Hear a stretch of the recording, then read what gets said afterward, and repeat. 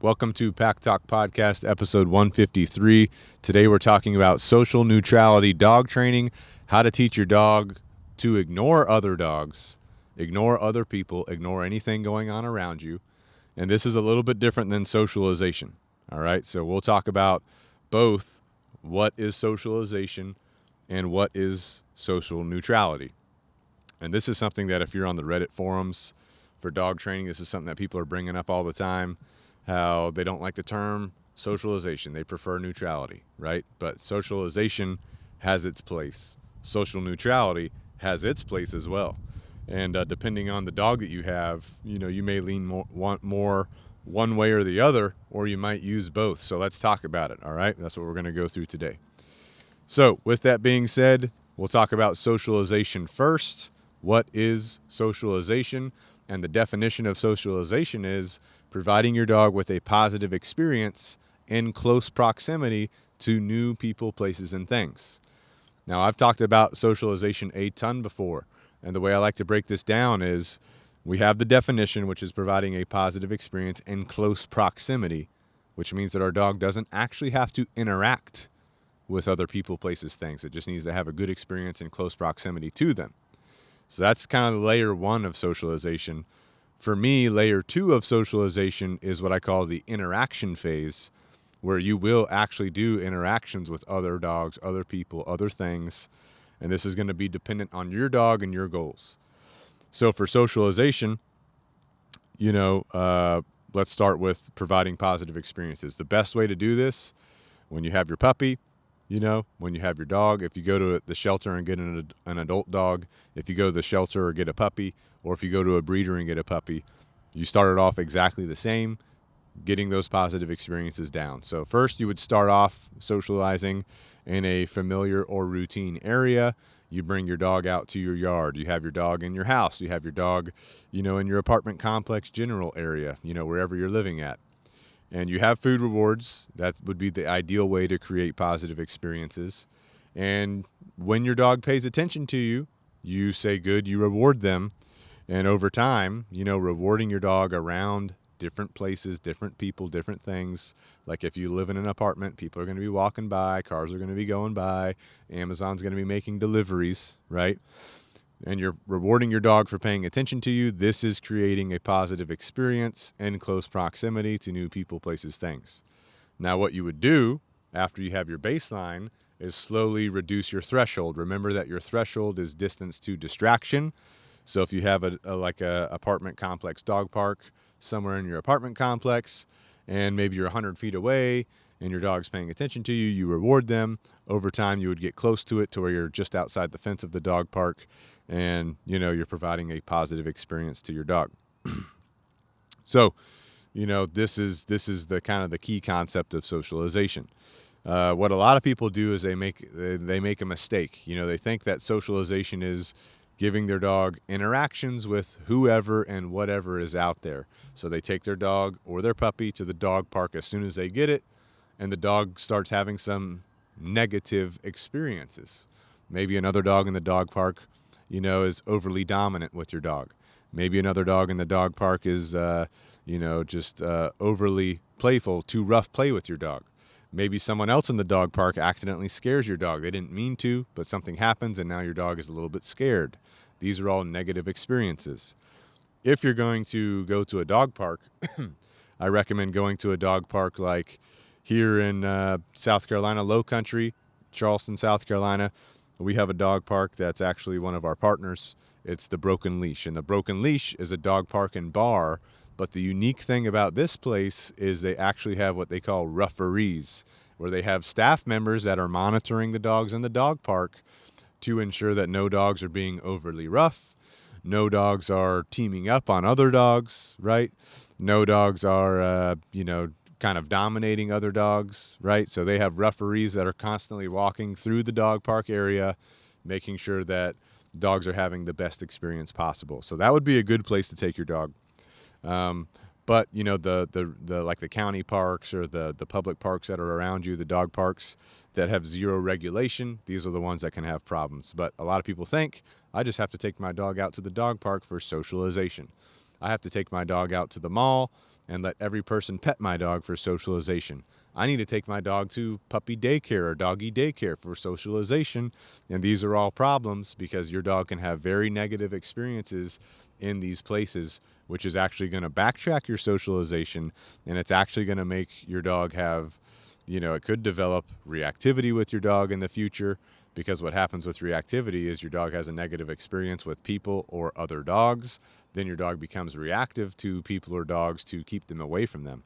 Or your dog gets used to being able to interact with every person and dog that they've ever seen. So what happens is you're walking down the street, your dog becomes reactive to people because it wants to get over and get interactions from people, and that has built frustration in your dog, which results in the reactivity. So I hope this is all making sense.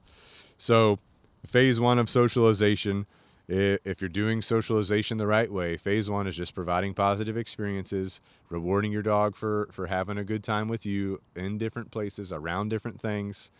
You could take your dog to the local hardware store, walk through the store, reward your dog throughout the store. Your dog's having good experiences, right?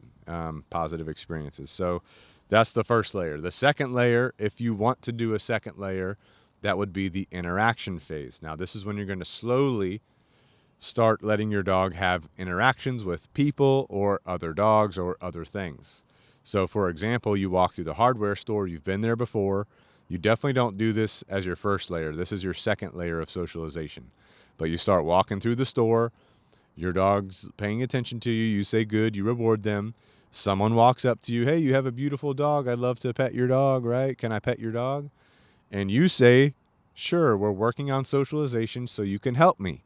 What you do is you give that person some food rewards and let the person reward your dog with some food rewards. And what this will do as time goes on is it will, again, get your dog used to interactions with other people and interactions with other things, right, in a positive way. So the first part of that is just when your dog is around these people at the hardware store, for example, you give the people food rewards. You say, hey, we're not going to pet today, but you can help me with my socialization.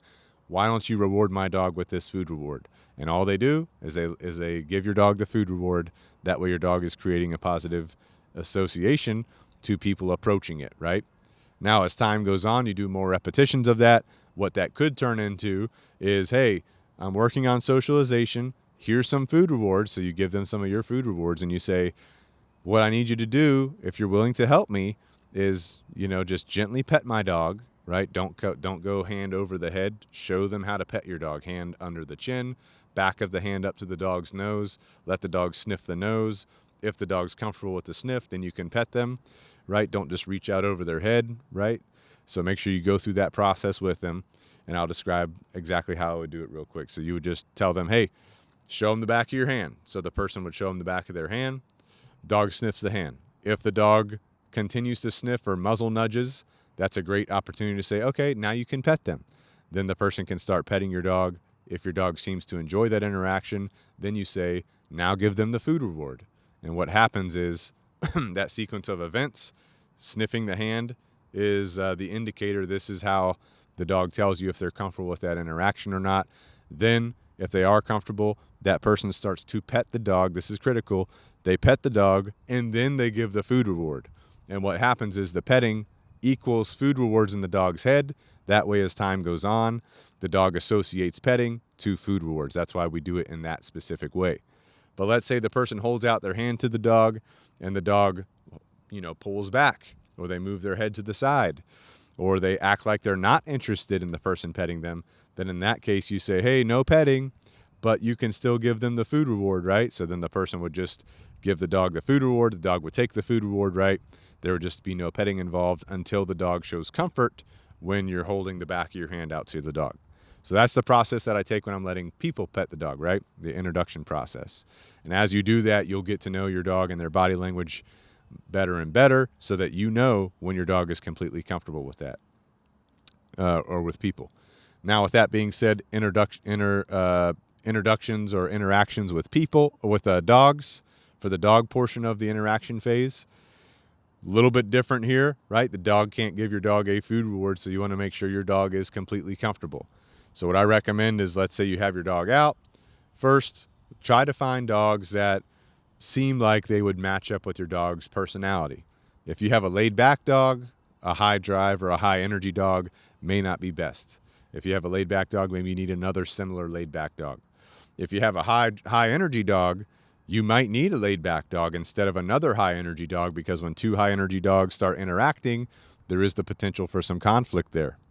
So try to find a good dog personality. You might have to think about some of your friends, right, that have dogs that are suitable, or if you're out and about in town somewhere and you're just around other dog people, try to look for dogs that, would align well with your dog. Now, with that being said, the way you would do introductions is you let the dog sniff the butts first. If they try to go nose to nose, try to prevent that to the best of your ability. Ideally, what you do is you both, the person with the other dog and your dog, you guys just start walking somewhat together, but not letting the dogs interact. Then one person gets in front of the other so the dog in the rear can smell the dog that's in the front. Then you switch positions so that the dog that was in the rear is now in the front and the dog that was in the front is now in the rear. They're getting used to the smell of each other. They're getting used to the sight of each other. Everything's nice, calm, cool, collected. And then as time goes on, right, this seems comfortable on the same walk, then you can let the dogs start interacting. Now, if the dogs interact, they have a good experience, good. You can reward your dog, call your dog back to you, reward them, right? If the dogs seem to maybe not be a match personality-wise, or maybe it seems like, they're not going to get along, then you just separate them and try to find a better suitable dog, right? But what you do is you start off with dogs that are ideally suitable for your dog. You do lots of repetitions with dogs like that, different interactions, different meetings, different play sessions.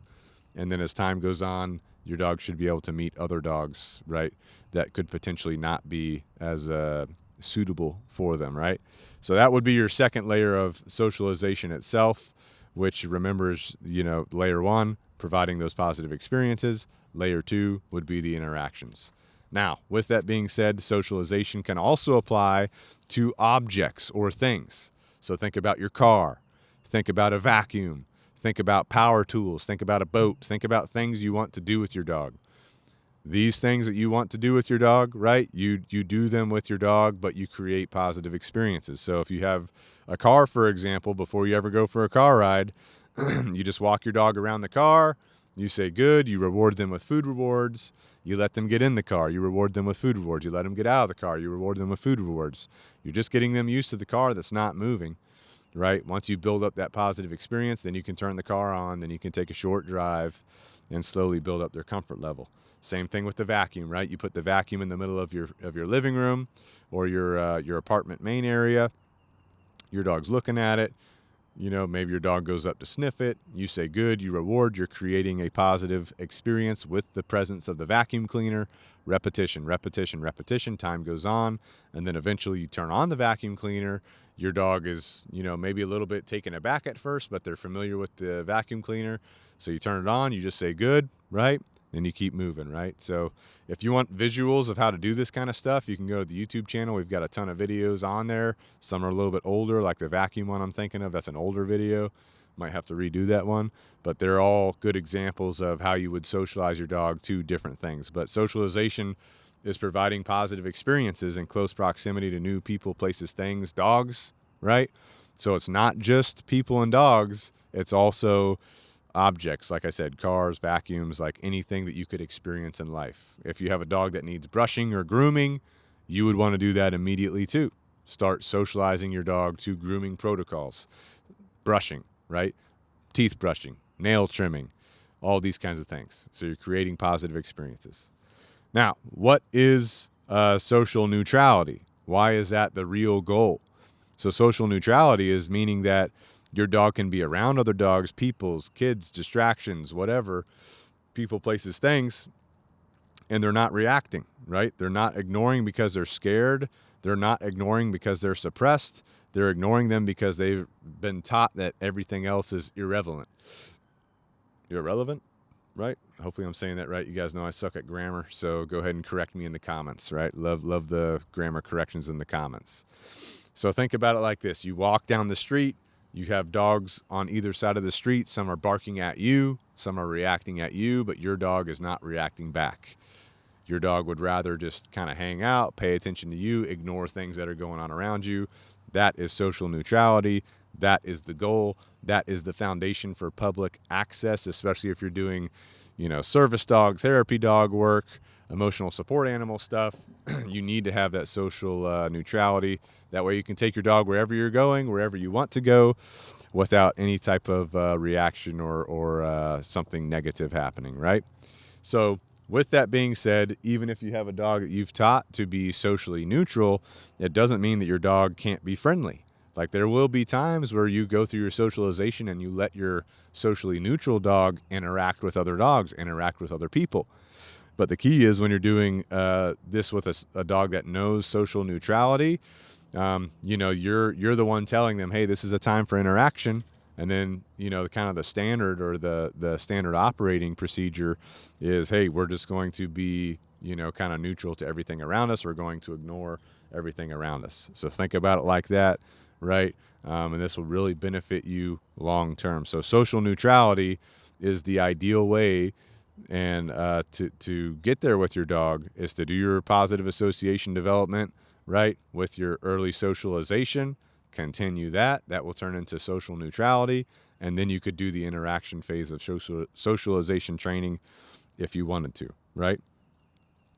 Now, with that being said, think about it like this. If you have gone down the path, if you're listening to this, or if you're now watching or getting into dog training, and you're a little bit, I don't want to say behind, but you've allowed your dog, you thought that socialization was interactions with people, interactions with other dogs, and now you have created a dog that is reactive. Maybe your dog is stressed.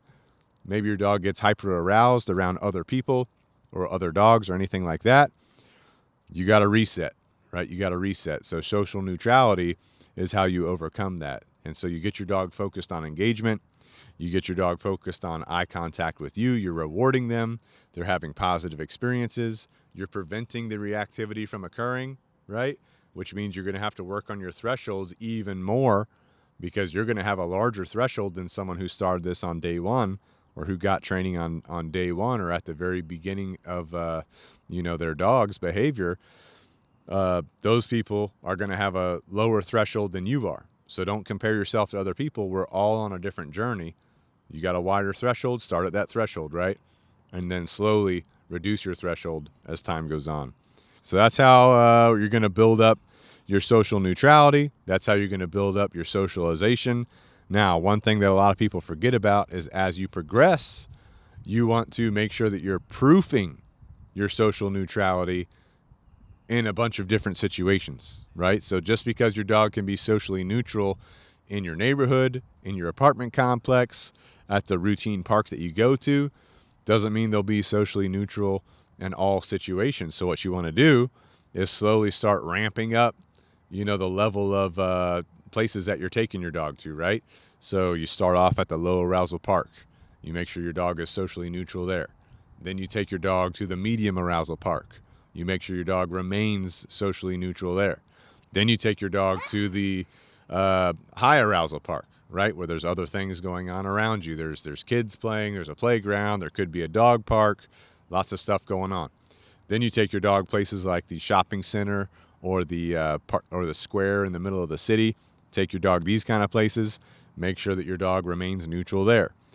And then as you progress here, you definitely want to make sure you're good going places to places like hardware stores, or that you're good going to places like shopping centers, right, restaurants. But then what you want to do ideally is find the heaviest distraction place possible, the busiest place you can ever think of. And so what you do is you take your dog to that place and you ensure that they maintain their social neutrality there, right? So for me, where I'm at here in the South Carolina Low Country in Charleston and Summerville, South Carolina, I want to make sure I'm going to the local farmers markets. I want to make sure I'm going to the local festivals, right? I want to make sure I'm going to the local town gatherings to ensure that the dog can remain socially neutral no matter where I go. So I hope that makes sense. Hope that helps. Hope that gets you thinking about socialization a little bit differently and social neutrality a little bit differently. A lot of people ask me, what kind of training tools should I get? What kind of training tools should I use? And you really only need 4 things. One is going to be a leash. I do recommend a 6-foot leather leash. The second thing is going to be a training collar. I do recommend a Fur Saver training collar. The third thing is going to be a bait bag. That way you can hold your food rewards and have them easily accessible. And then the fourth thing is your actual food rewards. And so you only need really those 4 things to start off with this. And I've got links to all those down in the description below that you can get on Amazon, ones that I use myself. So you guys can check that out, or you can use whatever you prefer. But those are the 4 things you need to get this going. Don't overcomplicate it. Remember, socialization is building positive experiences in close proximity to new people, places, things. Social neutrality is your dog learning to basically be neutral to everything around it, no matter where you go. And then the second layer of socialization is going to be the interaction phase, where your dog is learning to interact with people, dogs, other things appropriately, but that might not be for every dog. Not every dog needs to interact with other people. Some dogs just don't prefer it. Not every dog needs to interact with other dogs. Some dogs just don't prefer it. So you got to understand the dog that you're working with and understand, kind of their capabilities and understand your personal long-term goals, right? Social neutrality is the most important thing you could do. The interaction phase of socialization is just kind of like a little bit extra you can do if that's something that you want to do. So I hope that makes sense. If you guys have any questions, if you guys have any comments, just leave them down in the comments below. Of course, correct my grammar down in the comments below. Love it when you guys do that. But if you're in the Mount Pleasant, Somerville, Charleston, South Carolina area, if your dog can't make it through a walk without losing it, we can help you at Canine Revolution Dog Training. We can help you with our board and train programs, our private training sessions, which is basically one-on-one coaching. We're going to coach you on how to train your dog. And we also have virtual training, which is virtual coaching, that you could be anywhere in the world. We can help you with virtual coaching. And the other thing is I can help you if you're a dog trainer. I can also coach you as well, so you don't have to be a dog owner working with the problem. If you're a dog trainer and you want to do some online coaching with me, just let me know. But we do use balance training, as you guys know. But we have a link down in the description below. You can reach out and contact us, and we'll go from there. We also have Canine Revolution apparel. There's a link down below. You can grab you a Good to Go shirt. You can grab you a Canine Revolution logo shirt. Support the podcast by grabbing a shirt or a beanie or a hoodie or a mug or a cup, whatever you want. And I did write a book. It's the Ultimate Leash Training Manual. It's available on Amazon. 5 Steps to a Well-Behaved Dog. Socialization is part of that. Social neutrality is part of that. Some of the steps that apply and the Ultimate Leash Training Manual apply to socialization and social neutrality. So grab the book on Amazon. It's $10. Give me feedback on the book as well. Appreciate all feedback. Now, with that being said, if you're looking for optimal dog food, if you're looking for optimal dog supplements, if you're looking for optimal dog toys or supplements for yourself, we have our own affiliates that we work with down in the description. You can just go into the description. Look at the people that we partner with. We only partner with people that we are 100% on board with, right? We have companies reaching out to us all the time. We deny everybody unless we feel like they would actually bring value to you and your dog. So check out our affiliates down below. And if you're listening to this on a podcast platform, please help us out. Help us reach more people. Leave us a 5-star review on your favorite podcast platform with a couple words. It means a ton to us, and it helps us reach more people and help people really understand the right way to train their dog and work with their dog. So until next time, this is Pack Talk Podcast. Out.